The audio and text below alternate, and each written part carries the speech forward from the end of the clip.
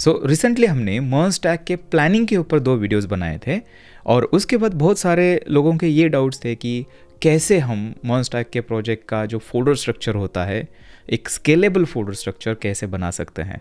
तो आज की इस वीडियो के अंदर मैं आपको दिखाऊंगा कि मैं अपने जो मर्ज टैग के प्रोजेक्ट्स होते हैं वो उसका जो फोल्डर स्ट्रक्चर है वो कैसे रखता हूँ, जिससे प्रोजेक्ट जो है वो एक स्केलेबल प्रोजेक्ट हो जाता है। शुरू करते हैं।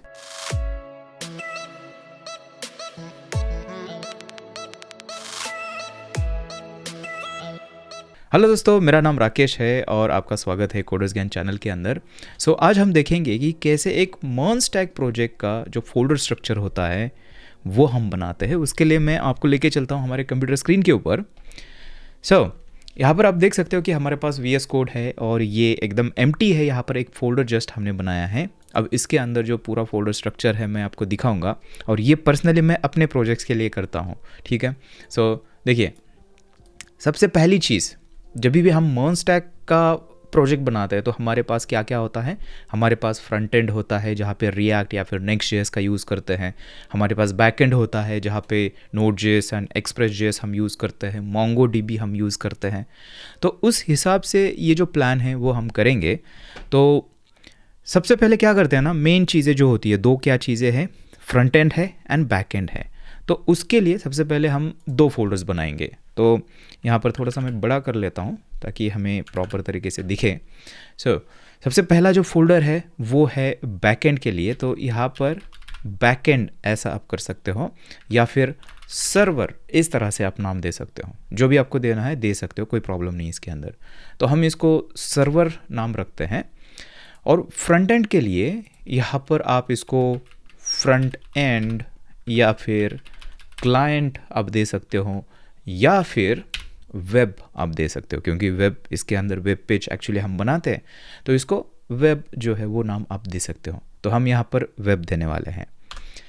अभी हम क्या करेंगे, हमारे सर्वर से शुरू करेंगे, बाद में जो फ्रंट एंड की चीज़ें हैं वो ये देखेंगे। सबसे पहले सर्वर के ऊपर देखते हैं कि क्या क्या फोल्डर्स हम बना सकते हैं। तो सबसे पहले एक बेस्ट प्रैक्टिस ये होती है कि जो सारा आपका कोड है वो मतलब सोर्स कोड जो है वो src फोल्डर के अंदर रखें। तो यहाँ पर सबसे पहले तो सर्वर के अंदर एक src नाम का फोल्डर हम बनाएंगे। उसके बाद देखिए, इसके बाद अब यहाँ पे चीज़ें चेंज होना शुरू हो जाती हैं। ये डिपेंड करता है कि किस टाइप का आर्किटेक्चर हम बैकएंड के ऊपर यूज़ कर रहे हैं। बहुत टाइप के आर्किटेक्चर्स होते हैं, जैसे कि MVC पैटर्न जो है उसको आप यूज़ कर सकते हो। एक डोमेन ड्रिवन डिज़ाइन वाली चीज़ें होती है तो उसके अंदर थोड़ा सा फोल्डर स्ट्रक्चर अलग होता है। तो हम जो यहाँ पर देखने वाले हैं जो कि कॉमन है, सब बहुत ही ज़्यादा कॉमन है, वो है MVC, model view controller. Okay, उसके लिए फोल्डर स्ट्रक्चर कैसे है मैं आपको बताता हूँ। लेकिन सबसे पहले ना थोड़ा सा डिस्कस करते हैं कि ये मॉडल व्यू कंट्रोलर क्या होता है बेसिकली। तो हमारा जो मेंटल मॉडल है थोड़ा सा ठीक हो जाएगा और हम इसको समझ पाएंगे। MVC इसको हम बोलते हैं मॉडल व्यू कंट्रोलर। ठीक है, इस तरह से बोलते हैं। ये पैटर्न हम यूज़ कर रहे हैं। तो इसके अंदर क्या होता है ना, 3 चीज़ें देखिए, मॉडल है और व्यू है, कंट्रोलर्स। मॉडल मतलब जो भी आपकी डेटा लेयर है, डेटाबेस के साथ में जो काम होता है आपका डेटाबेस के लिए, डेटाबेस के अंदर डेटा कैसे दिखेगा, उसका स्ट्रक्चर कैसे दिखेगा, वो जो डेटा से रिलेटेड जो आपकी लेयर है उसको मॉडल बोलते हैं। व्यू मतलब जो भी आप वेबसाइट के ऊपर जो पेजेस आप देखते हो, वेब पेजेस, तो वो व्यू लेयर है। और यहाँ पर जो कंट्रोलर पार्ट है ये बेसिकली आपके रिक्वेस्ट और रिस्पॉन्स को हैंडल करता है। रिक्वेस्ट को रिसीव करना, रिस्पॉन्स सेंड करना, ये सारी चीज़ें आपके कंट्रोलर के अंदर होती है। तो हमारे एप्लीकेशन के अंदर एक तरह से यही चीज़ हम यूज़ करने वाले हैं। बस एक फ़र्क है इसके अंदर, हमारे पास मॉडल है, डेटाबेस लेयर है, कंट्रोलर रहेगा। लेकिन जो व्यू है, व्यू यहाँ पर हमारे केस में नहीं होगा क्योंकि हम अलग फ्रंट एंड बना रहे हैं। ये कभी हम जब भी एक ही एप्लीकेशन के अंदर सारी चीज़ें होती है, वेब पेज वगैरह जो हम PHP के अंदर, रूबी एंड रेल्स के अंदर जो बनाते थे ना पहले, तो वैसा अगर एप्लीकेशन है तो व्यूज़ आपके उसी एप्लीकेशन के अंदर दिखेंगे। लेकिन हमारा व्यू पोर्शन जो है वो अलग है, हम अलग फ्रंट एंड एप्लीकेशन यूज़ कर रहे हैं इसके लिए। तो काइंड ऑफ व्यू वाला फोल्डर हमारे इसमें नहीं होगा, बाकी की दोनों चीज़ें होगी। ठीक है। अभी यहाँ पर सबसे पहले देखते हैं कि रिक्वेस्ट जैसे ही बैकएंड के ऊपर आती है, लेट्स से कि ये रिक्वेस्ट है बैकएंड के ऊपर आ गई, तो सबसे पहले जो चीज़ हिट होती है, हिट मतलब जहाँ पे पहुँचती है रिक्वेस्ट, तो वो हमारा राउटर होगा। ठीक है, राउटर के अंदर चीज़ें आती है एंड राउटर के बाद राउटर से हम इसको सेंड करते हैं कंट्रोलर के ऊपर।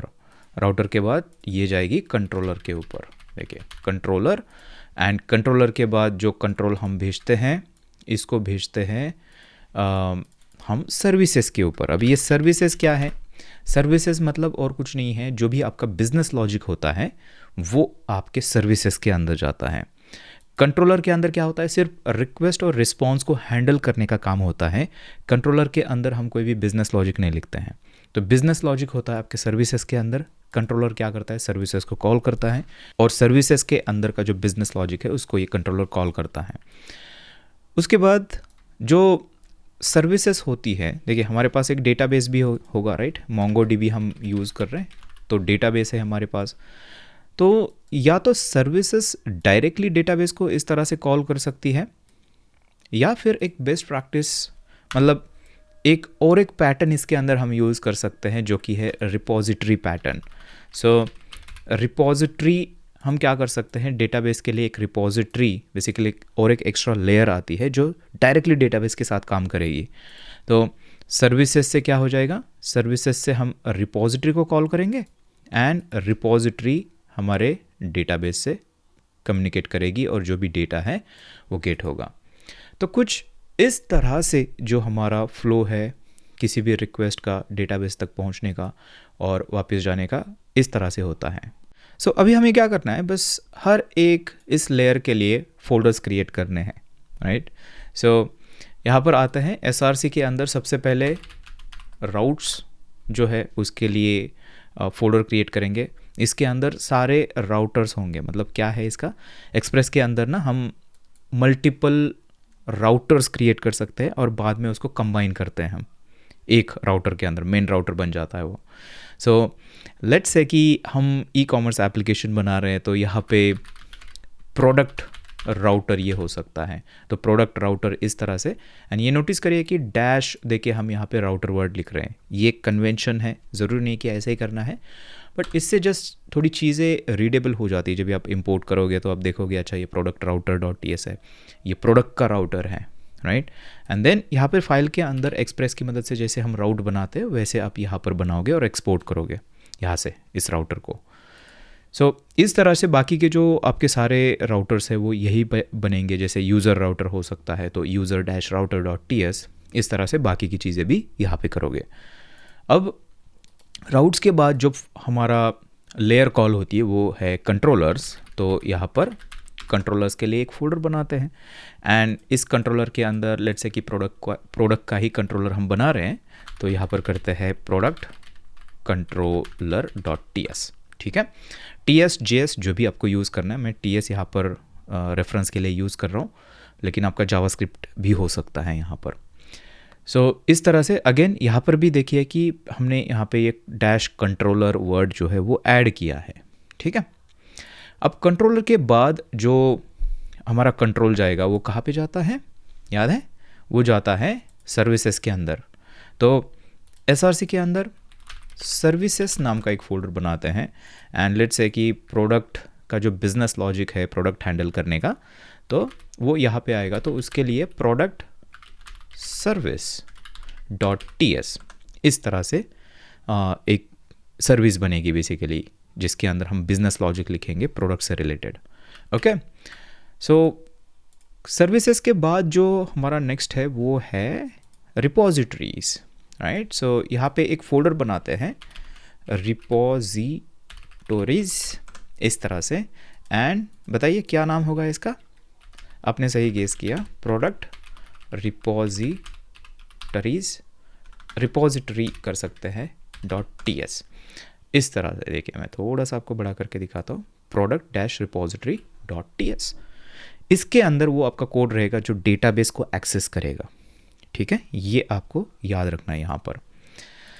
अब रिपोजिटरी ये हो गए सारे फोल्डर्स, आई थिंक हमारे हो गए। यहाँ पर डेटाबेस जो है ये एक्सटर्नल रहेगा, जो MongoDB जो है आपके एप्लीकेशन के बाहर होता है, लेकिन उसकी कॉन्फ़िग करना भी बहुत ज़्यादा ज़रूरी होता है। डेटाबेस का जो कनेक्शन होता है उसको इनिशियलाइज़ हमें करना होता है।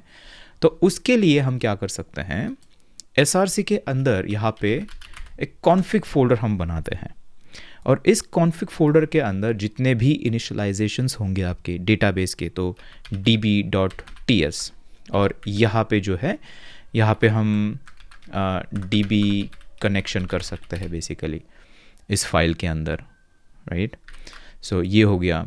मे बी आपको लॉगर सेट करना है, तो logger.ts, लॉगर का जो भी इनिशियलाइजेशन होगा वो आप इस फाइल के अंदर बनाओगे, या फिर कुछ भी आप Kafka, message broker, S3, AWS का जो भी करना है, इनिशियलाइजेशन जो है मेन, वो आप इस कॉन्फ़िग के अंदर कर सकते हो।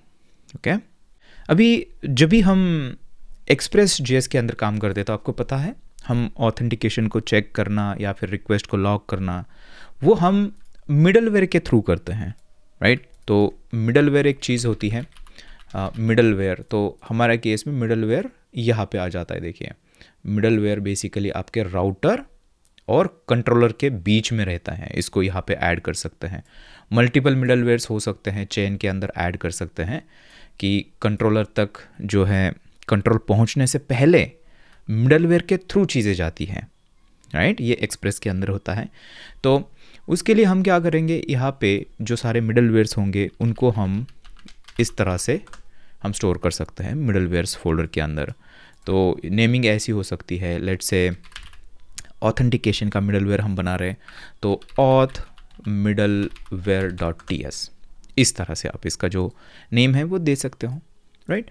सो ये हुआ मिडलवेयर्स का। अभी इसके बाद और एक चीज़ बहुत ही ज़रूरी है, अब ये सिर्फ है टाइपस्क्रिप्ट के लिए, ठीक है। अगर जावास्क्रिप्ट का प्रोजेक्ट है तो ये फोल्डर आपको इग्नोर करना है। फोल्डर का नाम है टाइप्स, राइट। सो टाइप्स के अंदर बेसिकली क्या करते हैं, जो टाइपस्क्रिप्ट के अंदर जो टाइप डेफिनेशंस हम बनाते हैं, फॉर एग्जांपल यहाँ पर product.ts ऐसा बना सकते हैं जहाँ पे प्रोडक्ट के टाइप हो सकते हैं, जैसे कि एक्सपोर्ट इंटरफेस हम प्रोडक्ट का बना सकते हैं कि इसके अंदर नेम है जो कि स्ट्रिंग होगा। इस तरह से जो प्रोडक्ट का टाइप होगा यहाँ पर हम बनाते हैं, एक्सपोर्ट करते हैं, और जहाँ पर भी उसको यूज़ करना है वहाँ पे इंपोर्ट करके उसको यूज़ करेंगे, राइट। जावास्क्रिप्ट के अंदर ये चीज़ें नहीं करते तो उसको आप इग्नोर करिए अगर जावास्क्रिप्ट है तो। उसके बाद और एक चीज़ होती है, देखिए, जब भी रिक्वेस्ट आती है, या तो हम कंट्रोलर से पहले एक मिडलवेयर के अंदर वो काम करते हैं, या फिर कंट्रोलर के अंदर भी कभी कभी करते हैं, वो है वैलिडेशन, रिक्वेस्ट वैलिडेशन, राइट। सो ये जो वैलिडेशन है, हम इसके लिए स्पेशल कोड लिखते हैं, वैलिडेटर जिसको हम बोलते हैं, कि क्या क्या फील्ड्स हमें चेक करने हैं, इस तरह से वैलिडेशन का कोड होता है। तो उसको भी एक बेस्ट प्रैक्टिस ये है कि उसको हम अलग फोल्डर के अंदर ग्रुप करके रखें। सो उसको हम बोल सकते हैं ये है वैलिडेटर्स, ठीक है। एंड वैलिडेटर्स के अंदर अगर क्रिएट प्रोडक्ट का जो रिक्वेस्ट है उसको अगर वैलिडेट करना है, सो आप ऐसे कर सकते हो, क्रिएट प्रोडक्ट validator.ts, इस तरह से आप नाम दीजिए इसको। एंड यहाँ पे जो भी वैलिडेशन का कोड है वो आप लिख सकते हो, जैसे आप कोई एक्सप्रेस वैलिडेटर यूज़ कर रहे हो या फिर जॉड यूज़ कर रहे हो, तो उसका स्कीमा वगैरह आपको यहाँ पे बनाना है, ठीक है। फिर जहाँ पे भी उसको अप्लाई करना है उसको वहाँ पे इंपोर्ट करके अप्लाई करना है, लेकिन कोड यहीं पे रहेगा, ठीक है। सो ये एक चीज़ है। अभी इसके बाद और एक फोल्डर हमें चाहिए जो कि है मॉडल्स, और ये हमें चाहिए जब भी हम यहाँ पर MongoDB यूज़ कर रहे हैं, तो MongoDB के अंदर ना जो भी हम कलेक्शन स्टोर करते हैं तो उसके लिए मॉडल हमें क्रिएट करना होता है। स्कीमा बेसिकली डिफाइन करते हैं कि टेबल के अंदर क्या क्या फील्ड्स होंगे। तो वो जो मॉडल्स है उसको आप उसके लिए अलग से एक फ़ोल्डर बना सकते हो, जिसके अंदर में भी ऐसे हो सकता है प्रोडक्ट model.ts, एंड यहाँ पे जो भी मॉडल का कोड है, स्कीमा वगैरह, वो आप यहाँ पर डिफ़ाइन कर सकते हो। तो ये एक फ़ोल्डर हो गया। अब इसी के साथ में और एक फ़ोल्डर हम यहाँ पे बना सकते हैं जो कि है यूटिल्स। अब ये यूटिल्स क्या होता है, यूटिल्स मतलब ऐसे फीचर्स या फिर ऐसी फंक्शनलिटी जो हम through out the application reuse करते हैं, ऐसे बोल सकते हो आप।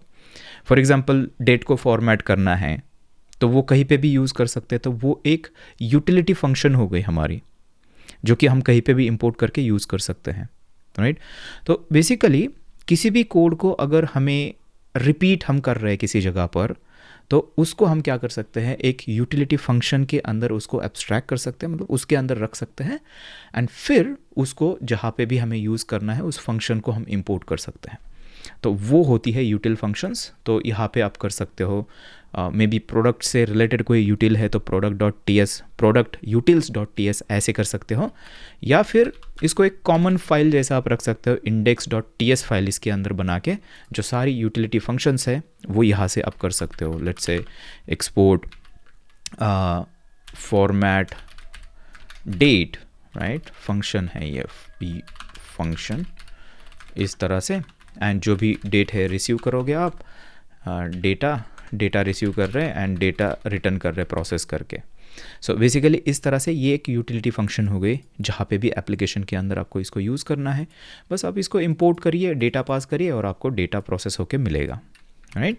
सो ये जस्ट एक एग्जांपल था, वो यूटिल्स हम इस फोल्डर के अंदर रख सकते हैं। अभी ऑलमोस्ट सारे फोल्डर्स जो है हमारे रेडी है।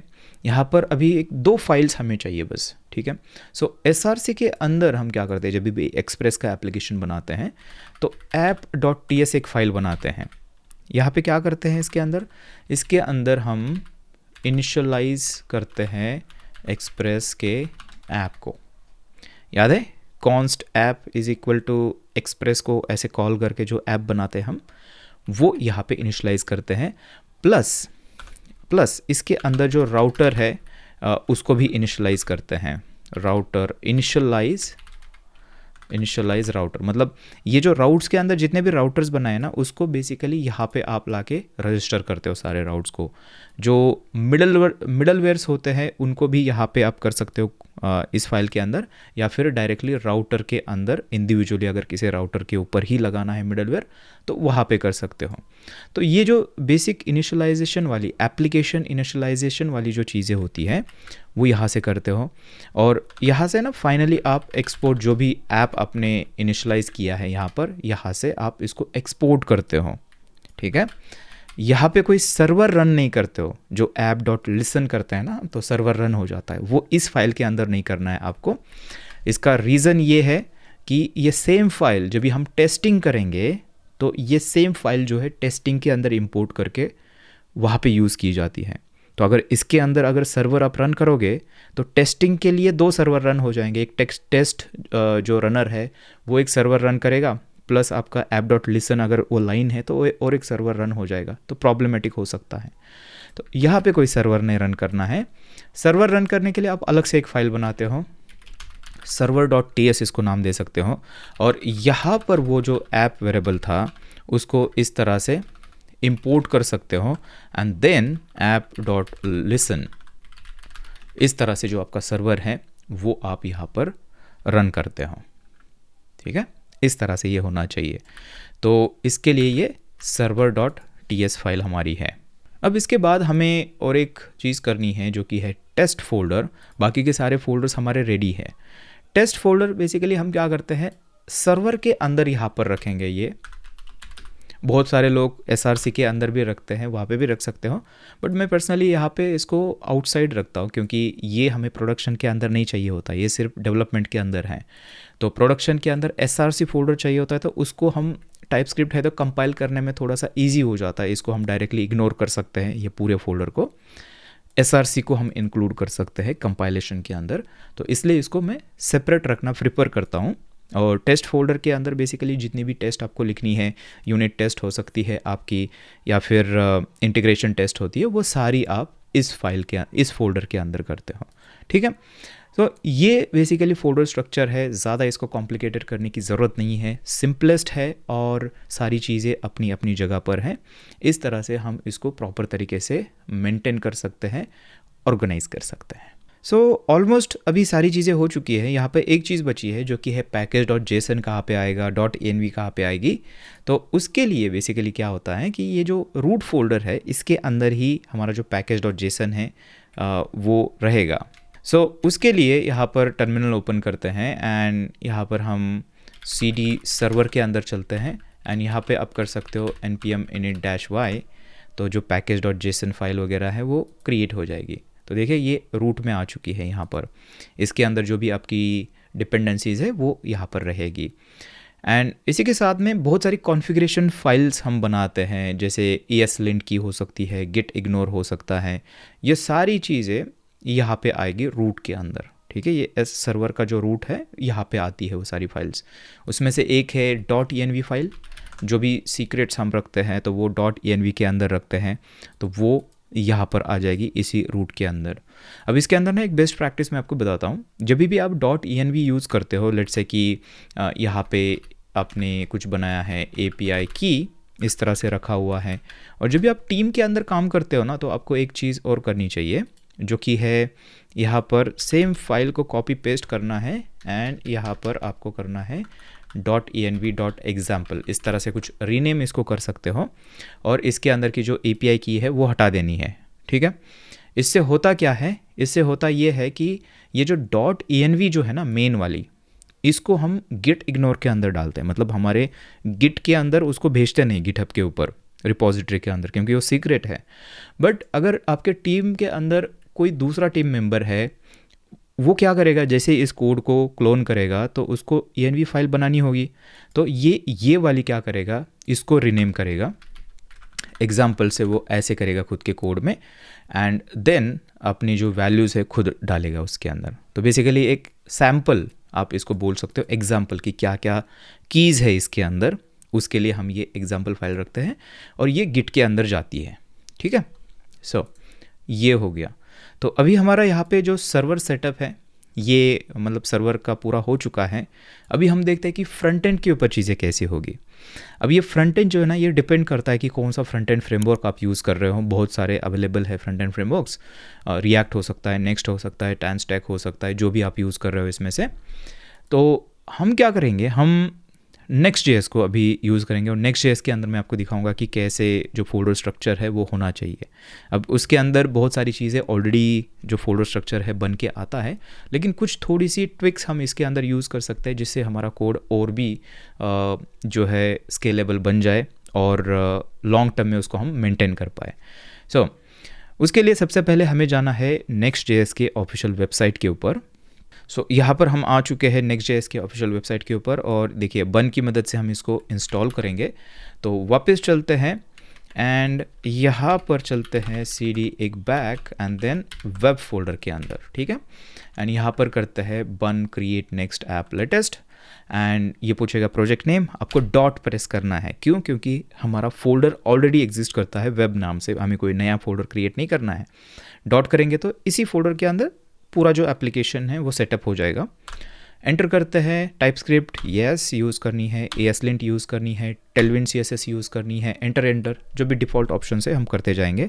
सोर्स फोल्डर चाहिए, SRC folder yes, app router yes, Turbopack yes, and alias नहीं चाहिए, ठीक है। सो इस तरह से हमारा जो Next.js का एप्लीकेशन है वो अभी इसके अंदर सेटअप हो जाएगा। सो देखिए ये हमारा प्रोजेक्ट है यहाँ पर, एंड इसके अंदर आप देख सकते हो कि सारी कॉन्फ़िगरेशन फाइल्स यहाँ पर रूट में आपको दिखेगी। देखिए ये रूट लेवल पे, एंड पब्लिक जो है, पब्लिक के अंदर जो भी आपके एसेट्स होते हैं पब्लिक वो रखते हो। यहाँ पे नोड मॉड्यूल्स है वो तो आपको पता ही है। SRC की देखिए इसके अंदर सारी मैजिक हो रही है। SRC फोल्डर है, पहले नहीं आता था नेक्स्ट के अंदर, अभी ये रिसेंटली ऐड किया गया है। तो इसके अंदर बेसिकली आपको, अगर आप ऐप राउटर यूज़ कर रहे हो तो आपको ये ऐप फोल्डर दिखेगा। अगर आप पेजेस राउटर, पुरानी चीज़ें हैं ये, पेजेस राउटर यूज़ कर रहे हो तो वहाँ पे पेजेस फोल्डर आपको दिखेगा। सो ऐप राउटर ये है लेटेस्ट। तो इसके अंदर कैसे चीज़ें होती है अब मैं आपको बताता हूँ यहाँ पर। देखिए सबसे पहले तो ना एक चीज़ समझ लेते हैं, मैं मतलब अज्यूम करके चल रहा हूँ कि आपको पता है कि इसके अंदर राउटिंग कैसे काम करती है, लेकिन फिर भी एक थोड़ा सा जो है मैं आपको एक्सप्लेन करता हूँ। सो Next.js के अंदर राउटिंग जो है, पेजेस है ना, कैसे क्रिएट होते हैं, उसके लिए क्या करते हैं हम, ऐप फोल्डर जो होता है उसके अंदर लेट्स से यहाँ पर आपको दिखेगा page.tsx है, ठीक है। ऐप के अंदर डायरेक्टली यहाँ पर दिखेगा। इसका मतलब बिहाइंड द सीन ये एक राउट क्रिएट करता है, होम पेज राउट / जैसे आप लोकल होस्ट 3000 या फिर जहाँ पे भी ये रन होगा / पे जाओगे, मतलब होम पेज जाओगे, तो ये page.tsx के अंदर का जो भी यहाँ पर JSX है वो आपको ब्राउज़र के अंदर दिखेगा। अब लेट्स से मुझे /products ऐसा पेज क्रिएट करना है ब्राउज़र के अंदर। तो उसके लिए हमें क्या करना पड़ता है, ऐप के अंदर जाके आप एक फ़ोल्डर क्रिएट करोगे प्रोडक्ट्स नाम से, एंड उसके अंदर आप जाके page.tsx, ये ज़रूरी है, ये एग्जैक्टली यही नाम होना चाहिए, page.tsx या फिर JSX हो सकता है अगर जावास्क्रिप्ट आप यूज़ कर रहे हो तो। एंड इसके अंदर फिर आपका जो नाम है प्रोडक्ट पेज, इस तरह से आप नाम दे सकते हो आपके कंपोनेंट को। इसके अंदर आपका जो प्रोडक्ट पेज का कोड होगा वो इसके अंदर होगा।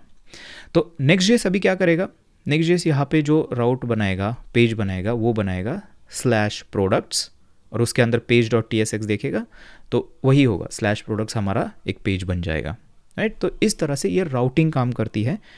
बिहाइंड द सीन ऐसे होता है, क्योंकि नेक्स्ट.जेएस के अंदर इसको हम बेसिकली फोल्डर बेस्ड राउटिंग बोलते हैं, ठीक है। कोई राउटर हमें कॉन्फ़िगर करने की ज़रूरत नहीं है।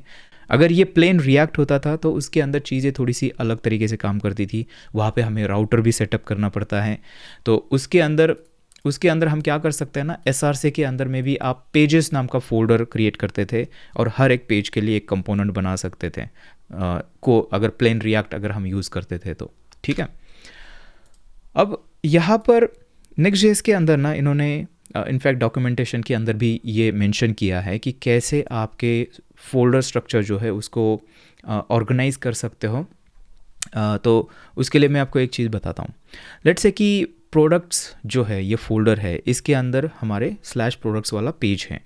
तो इस पेज के ऊपर बहुत सारे कंपोनेंट्स हो सकते हैं, कस्टम कंपोनेंट्स, राइट। कार्ड हो सकता है, प्रोडक्ट कार्ड हो सकता है, या फिर प्रोडक्ट मॉडल हो सकता है, कुछ भी हो सकता है। तो वो जो कंपोनेंट्स होते हैं उसको रखने के लिए हम यहाँ पर इस फोल्डर के अंदर कंपोनेंट्स ऐसे एक फ़ोल्डर बना सकते हैं कंपोनेंट्स नाम से, और फिर उसके अंदर जो है हम जो हमारे कंपोनेंट्स है, कस्टम कंपोनेंट्स, उसको रख सकते हैं। सो फॉर एग्जांपल कंपोनेंट्स बनाया एंड यहाँ पे मे बी ऐसे एक बनाया प्रोडक्ट, देखिए प्रोडक्ट कार्ड.tsx है ना, प्रोडक्ट के कार्ड के लिए, ऐसा भी हो सकता है। तो यहाँ पर शायद आप सोच रहे होंगे कि ये अगर फोल्डर का नाम अगर एज अ राउट डिफाइन करता है नेक्स्ट.जेएस, तो यहाँ पे क्या /products/components ऐसा कोई राउट बनेगा? नहीं, ऐसा राउट नहीं बनता है। राउट बनने के लिए आपके फोल्डर के अंदर page.tsx फाइल होनी चाहिए, तभी वो राउट उसको कंसिडर करता है, राइट। सो आप ऐसे रख सकते हो, बट एक मतलब एक कन्वेंशन आप ये यूज़ कर सकते हो थोड़ा सा और रीडेबल बनाने के लिए। आप यहाँ पे अंडरस्कोर दे सकते हो शुरू में, तो इससे देख के हमें पता चलता है कि ये कोई राउट नहीं है, ये हमारा जस्ट एक इंटरनल फोल्डर है, राइट। तो इसको आप यूज़ कर सकते हो। कंपोनेंट्स के साथ में यहाँ पे और भी चीज़ें हो सकती है, जैसे कि हुक्स हो सकते हैं, कस्टम हुक्स जब भी हम बनाते हैं तो उसको भी आप यहाँ पर इस तरह से _hooks नाम का फोल्डर बना के उसके अंदर आपके हुक बना सकते हो जो प्रोडक्ट से रिलेटेड है, ठीक है। ये ग्लोबल हुक्स नहीं है, आप देखोगे इसको प्रोडक्ट्स के अंदर है, इसका मतलब वो ये कंपोनेंट्स और हुक्स सिर्फ प्रोडक्ट से रिलेटेड है, ओके। अभी और एक चीज़ आप नेक्स्ट.जेएस के अंदर यूज़ कर सकते हो ना, वो बहुत ही पावरफुल है एक्चुअली। देखिए, लेट्स से कि हम ऑथेंटिकेशन कर रहे हैं तो हमारे पास लॉगिन पेज होता है एंड रजिस्टर पेज होता है। तो अगर उसको बनाते तो कैसे बनाते हैं हम, लेट्स से ये लॉगिन पेज है तो लॉगिन फोल्डर बना के यहाँ पे page.tsx बनाएंगे और इसके अंदर लॉगिन का कोड होगा लॉगिन पेज का। अगर रजिस्टर बनाना है तो यहाँ पे हम करते हैं रजिस्टर एंड रजिस्टर के अंदर page.tsx ऐसे करते हैं, राइट। यहाँ पे रजिस्टर का कोड होगा बेसिकली। अब ये आप देख सकते हो बहुत सारे फोल्डर्स यहाँ पर क्रिएट हुए हैं, और अगर हम चाहते हैं कि इसको ग्रुप करके हम एक फोल्डर के अंदर रखें, वो भी पॉसिबल है नेक्स्ट.जेएस के अंदर। उसके लिए हम क्या करते हैं, यहाँ पर एक फ़ोल्डर बनाते हैं और फोल्डर को ऐसे राउंड ब्रैकेट्स के अंदर हम ओपन करेंगे एंड यहाँ पर लेट्स से कि ऑथ नाम इसको हम देते हैं और इसको राउंड ब्रैकेट बंद करते हैं, ठीक है। ऐसे बनाएंगे एंड देन लॉगिन को इसके अंदर मूव करते हैं एंड रजिस्टर को भी इसके अंदर मूव करते हैं। तो आप यहाँ पर देख सकते हो अभी हमारा फोल्डर स्ट्रक्चर कुछ ऐसे दिखेगा। ये ऑथ से रिलेटेड सारे राउट्स हैं जहाँ पे लॉगिन एंड रजिस्टर हैं। जब भी नेक्स्ट.जेएस जो है वो क्या करेगा, ये जो राउंड ब्रैकेट है उसको एज अ राउट कंसिडर नहीं करेगा, वो जस्ट इग्नोर करता है, क्योंकि ये सिर्फ हम ग्रुपिंग के लिए, रीडेबिलिटी के लिए हम यहाँ पर यूज़ करते हैं, राइट। तो इसका बेनिफिट डेफिनेटली आपको लेना चाहिए। हमारे रियल एप्लीकेशन के अंदर बहुत सारी ऐसी सिमिलर फंक्शनलिटी होती है, तो उसके अंदर ऐसे बहुत सारे फोल्डर्स बन जाते हैं, तो उनको हम इस तरह से ग्रुप कर सकते हैं, उससे चीज़ें थोड़ी सी हमारी और मतलब फिट हो जाएगी, राइट। सो ये एक चीज़ है। अभी इसके साथ में हम क्या कर सकते हैं ना, SRC के अंदर एक शेयर्ड नाम का फोल्डर बना सकते हैं। एंड शेयर्ड नाम के फोल्डर के अंदर क्या होता है, बेसिकली आपके जो शेयर्ड कंपोनेंट्स हैं, इसका मतलब जो किसी भी पेज के ऊपर यूज़ हो सकते हैं, कोई प्रोडक्ट से रिलेटेड नहीं है एग्जैक्टली, सेम कंपोनेंट अगर आपके एप्लीकेशन के अंदर मल्टीपल जगह पे यूज़ हो रहा है तो उसको हम शेयर्ड बोल सकते हैं। तो उसके लिए आप यहाँ पे शेयर्ड कंपोनेंट्स ऐसे आप एक फ़ोल्डर बना के इसके अंदर वो कंपोनेंट्स बना सकते हो। इनफैक्ट जब भी आप शायद CN यूज़ करते हो तो उसके अंदर शायद CN पता है आपको, इस तरह से कंपोनेंट्स नाम का एक फ़ोल्डर बनाता है, राइट। तो ये वैसी कॉन्सेप्ट है। अगर आप आपके एप्लीकेशन के अंदर शायद CN यूज़ कर रहे हो तो आप शायद CN के अंदर ये चीज़ जो है उसका कहाँ पे वो रखेगा कंपोनेंट, वो चेंज कर सकते हो।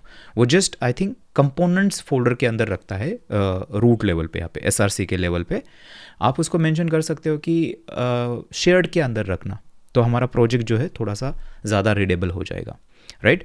इसके अंदर सिर्फ ये चीज़ नहीं, इसके अंदर शेयर्ड हुक्स भी हो सकते हैं आपके जो सब जगह पर यूज़ हो रहे हैं, या फिर शेयर्ड आपके यूटिल्स भी हो सकती हैं।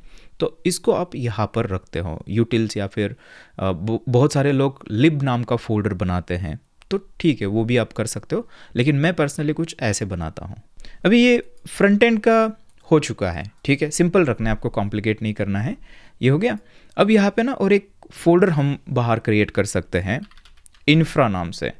अब ये इन्फ्रा क्या होता है ना, इन्फ्रा मतलब जब भी आप इसको डिप्लॉय करोगे तो इंफ्रास्ट्रक्चर लेवल की जो चीज़ें होती हैं वो आप इसके अंदर रख सकते हो। फॉर एग्जांपल डॉकर अगर आप यूज़ कर रहे हो तो डॉकर की जो फाइल्स होती है, डॉकर कंपोज वगैरह, डॉकर फाइल वगैरह सारी आप डॉकर फोल्डर बना के रख सकते हो। अगर आप कुबरनेटीज़ यूज़ कर रहे हो तो मे बी कुबरनेटीज़ की जो डिप्लॉयमेंट होती है उसकी कॉन्फ़िगरेशन आप इसके अंदर रख सकते हो। अगर आप यहाँ पर Nginx वगैरह यूज़ कर रहे हो तो बहुत बार हम Nginx जो है या फिर जो भी प्रॉक्सी आप यूज़ कर रहे हो उसकी कॉन्फ़िगरेशन आप यहाँ पे रखते हो, ठीक है। तो ये एक इंफ्रा फोल्डर है, यहाँ पे आप कर सकते हो। अब बहुत बार और एक चीज़ होती है कि बहुत बार ऐसी कुछ लाइब्रेरीज़ नहीं, ऐसे कुछ मतलब चीज़ें होती है जो हम सेम चीज़ें फ्रंट एंड के ऊपर भी यूज़ कर रहे हैं एंड बैक एंड के ऊपर भी यूज़ कर रहे हैं। तो ऐसी चीज़ें जो होती है ना उनको हम बोलते हैं शेयर्ड चीज़ें होती है, दोनों जगह शेयर हो रही है। तो उस केस में हम क्या कर सकते हैं, यहाँ पर एक शेयर्ड नाम का फोल्डर बना सकते हैं टॉप लेवल पे, एंड इसके अंदर जो है शेयर्ड चीज़ें कर सकते हैं। फॉर एग्जांपल आपके टाइप्स हो सकते हैं जो फ्रंट एंड के ऊपर भी यूज़ हो रहे हैं, बैक एंड के ऊपर भी यूज़ हो रहे हैं। फॉर एग्जांपल product.ts जो है, राइट, ये प्रोडक्ट जो है ये बैक एंड के ऊपर भी यूज़ हो रहा है टाइप, एंड फ्रंट एंड के ऊपर भी यूज़ हो रहा है। तो इसको आप इसको एज अ शेयर्ड बना सकते हो, तो बैक एंड भी यूज़ कर पाएगा एंड फ्रंट एंड भी इसको यूज़ कर पाएगा। तो इसी तरह से अगर कोई शेयर्ड यूटिलिटीज़ है तो यहाँ पे यूटिल्स इस तरह से फोल्डर बना सकते हो, और उसके अंदर जो भी शेयर्ड यूटिलिटीज़ है फ्रंट एंड और बैक एंड के ऊपर वो आप इसके अंदर रख सकते हो। तो यहाँ पर हमने देखा था कि हम जो हमारे सीक्रेट कीज़ वगैरह है उसको .env के अंदर रखते हैं, लेकिन सिर्फ उसको .env के अंदर रखना इनफ नहीं होता है। इसके अलावा भी बहुत सारी बेस्ट प्रैक्टिसेस इसके अंदर होती है जिससे आपके जो सीक्रेट है वो और ज़्यादा आप सिक्योर कर सकते हो और आपका जो एप्लीकेशन है और ज़्यादा मेंटेनेबल बना सकते हो। उसके लिए आपको ये वीडियो देखना है नेक्स्ट।